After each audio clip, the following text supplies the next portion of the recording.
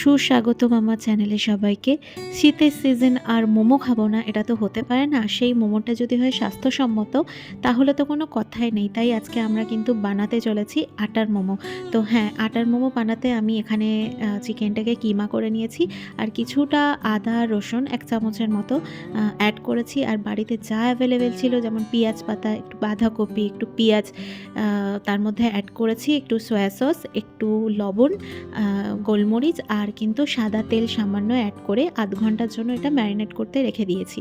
তারপরে এখানে কি করব, আটা নিয়ে নেব। আটার সাথে কিন্তু কিছুটা কর্নফ্লাওয়ার অ্যাড করে নেব। তার মধ্যে দেব কিছুটা লবণ আর কিছুটা সাদা তেল দিয়ে ওটা মেখে নিয়ে কিছুক্ষণ রেখে এখানে না মোটা না পাতলা একটা ছোট ছোট লেচি এরকম করে নিয়ে ওর মধ্যে চিকেনের পুরটা দিয়ে রেডি করে নেব।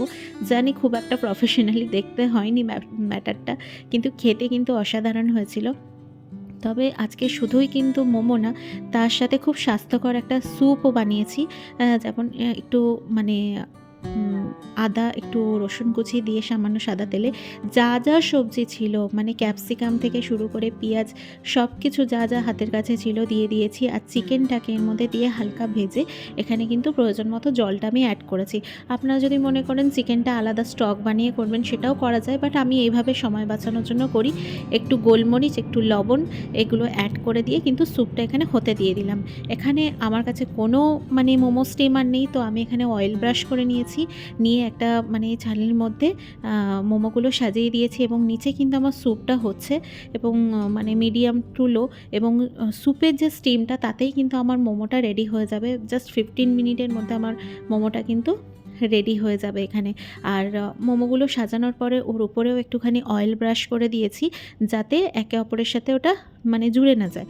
তো এখানে আমি চাপা দিয়ে দিলাম। দেওয়ার পরে ব্যাস আমি 15 মিনিট পরে নামিয়ে নিলাম।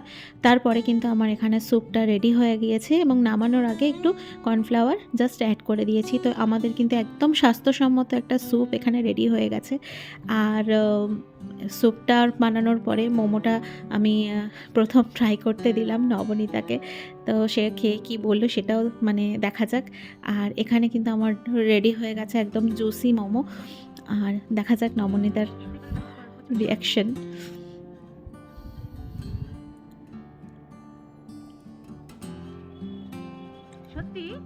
হ্যাঁ, ওর ভীষণ পছন্দ হয়েছে মোমোটা, সেটাই। তো ও বলেছে একদম ঠিকঠাক, সত্যিই খুব ভালো হয়েছিল। পরে আমি খেয়ে দেখেছি। আর এখানে একজনের কথা না বললে নয়, তাকে কেন মোমো দেওয়া হয়নি সেই কৈফিয়ত সে নিচ্ছে। যথারীতি কম্বলের উপর এখানে অত্যাচার চলছে যে একদম কম্বল-টম্বল আমার গা থেকে সে নিয়ে নেবে। কেন মোমো দেওয়া তাকে হয়নি।